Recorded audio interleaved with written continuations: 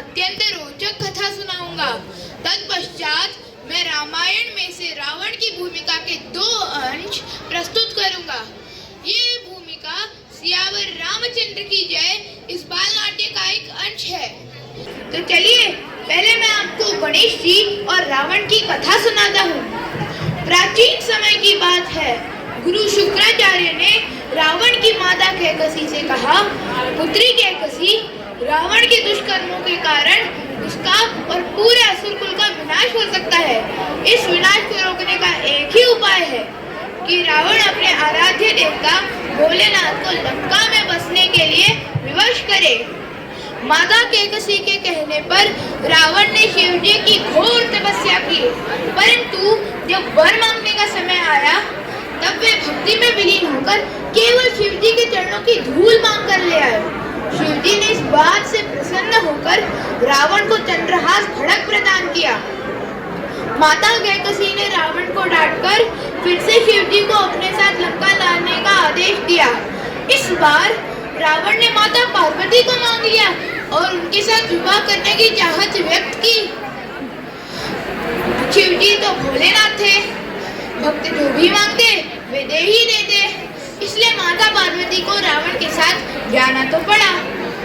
किंतु माता पार्वती ने युक्ति से एक मेंढकी को स्त्री रूप में बदलकर उसका विवाह रावण के साथ करवाया।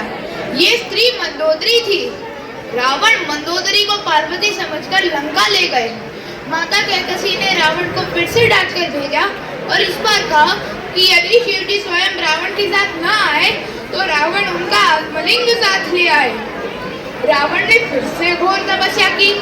वे शिव जी के महानतम भक्त होने के कारण शिव जी ने उन्हें दर्शन देकर कहा, वर मांगो वत्स।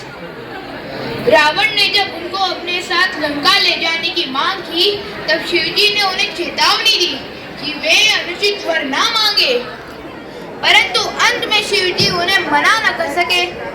इसलिए अपना आत्मलिंग देते हुए कहा, इसे सावधानी से ले जाओ, 8 सूर्यास्त से पूर्व इसे स्थापित करना होगा।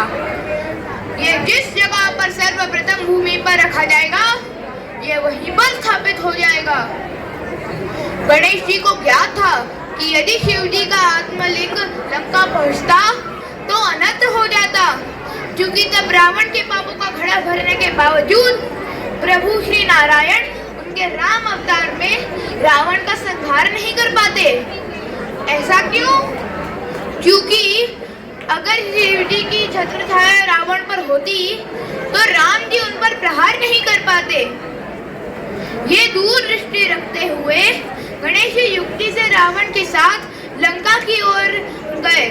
रास्ते में गणेश जी ने रावण की गति धीमी करने हेतु उनसे महादेव के 16 अवतारों की महिमा गाथा सुनाने का अनुरोध किया।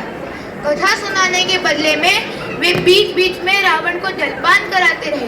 उनकी योजना थी, नहीं जा पाएंगे लंकेश तब लंका, जब व्याकुल करेगी उनकी आई लघु शंका। बताइए क्या थी योजना? जी हाँ, नहीं जा पाएंगे लंकेश तब लंका, जब व्याकुल करेगी उनकी आई लघु शंका। अंत में रावण को अपने ज्ञान और भक्ति का बहुत अहंकार हो गया था। इसलिए जब गणेश जी ने उन्हें महाज्ञानी, प्रकांड पंडित, वेदों की ज्ञाता, शिव जी के महानतम भक्त इत्यादि उपाधियों से संबोधित किया तब रावण की आंखों पर अहंकार की गहरी पट्टी चढ़ गई और वे गणेश जी की युक्ति समझ न पाए। अंत में गणेश जी की योजना सफल हो गई। दक्षिण भारत में गोकर्ण नामक जगह पर पहुंचकर रावण को तीव्रता से लघु शंका आ ही गई, लेकिन वे गणेश जी के हाथ में आत्मलिंग देने से झिझक रहे थे। ये बात गणेश जी को समझ में आई और उन्होंने रावण से विदाई ली। तत्पश्चात वे थोड़ी दूर गए और एक ब्राह्मण बालक का रूप धारण कर ले आए। रावण ने उस ब्राह्मण से सहायता मांगते हुए कहा, हे बालक, आप इस आत्मलिंग को 5 घड़ी तक संभालिए, तब तक मैं हल्का होकर स्नान एवं संध्या वंदन करके लौटता हूँ।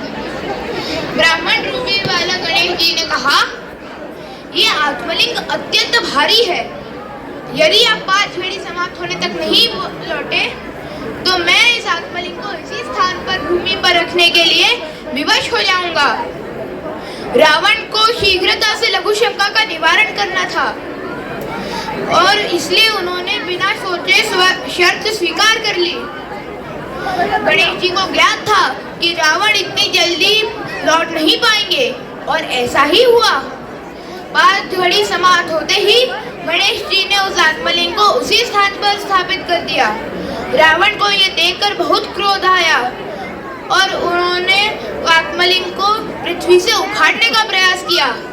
इससे प्रलय आ सकता था।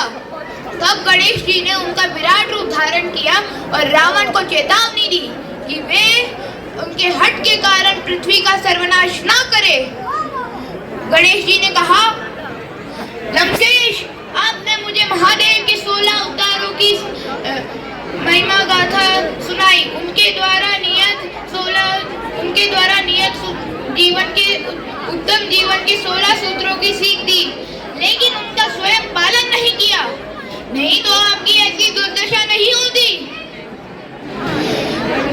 यदि अभी आप सुधरे नहीं तो प्रभु महादेव के 17वें अवतार प्रभु हनुमान आपको उचित सीख अवश्य देंगे और उस दिन से आपके विनाश का आरंभ हो जाएगा। लेकिन रावण को अपने भक्ति, शक्ति और ज्ञान का इतना अहंकार था कि वे गणेश जी की चेतावनी समझ नहीं पाए। तत्पश्चात शिवजी ने आकर उन्हें यही समझाया और रावण ने उनको वचन दिया कि वे अवश्य सुधर जाएंगे। लेकिन हम सब जानते हैं कि रामायण में क्या हुआ, है ना? तो चलिए